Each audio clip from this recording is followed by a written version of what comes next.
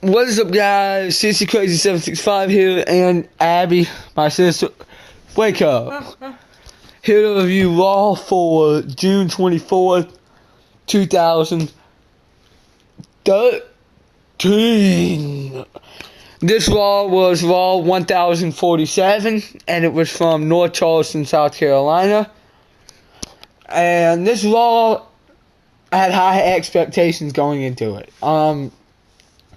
After an awesome Raw last week, I thought this Raw would be awesome this week. I'm not going to say it wasn't. I'm just going to say that it was okay. Raw was okay, wouldn't you say? Out of 10 stars, what would you give Raw? 9. You think it was that good? I'd give it a 5 or 6, and that's probably me being generous. I was really into the show. She was really into the show. She enjoyed the whole show, didn't you? Mhm. Okay, so let's talk about what happened first. CM Punk's up. Paul Heyman, I'm kidding. No, Daniel Bryan comes out scheduled for a match with Randall Keith Orton, but he cuts a promo at first and says, "Oh, I'm gonna win. I'm the best." And Randy Orton comes out and says, no, you're not. You're the weak link. You can't do anything. So they have a match. Get up.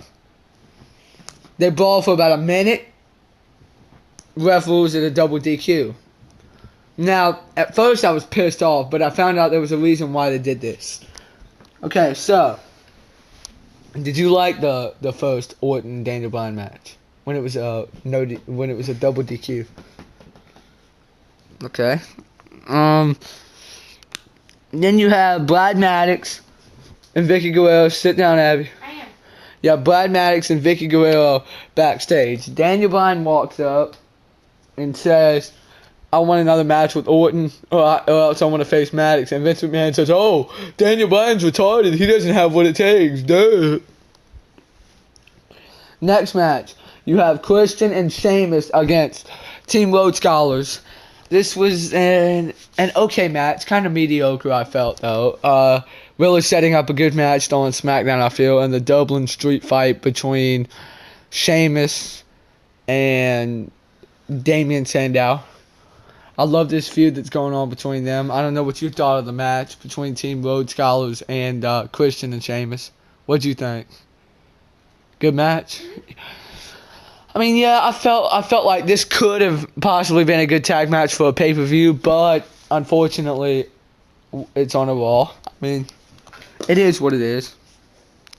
Then Vicky Guerrero walks up to Punk and says, "Excuse me," and Punk's like, "Excuse me, get out of my motherfucking face," or something like that. Like, he said something like that. Then next up, you have Caitlyn versus Oksana. You have Caitlyn defeat Oksana in like under 2 minutes. AJ comes out dressed up like Caitlyn. And they're all which I really love this. A lot of people may not, but I did. Because, for one thing, you have AJ come out, kind of like when Michelle McCool and Layla came out and kept calling Mickie James Piggy James. Calling her fat or whatever. This really set Caitlyn over the edge. Like, it really legitimately did.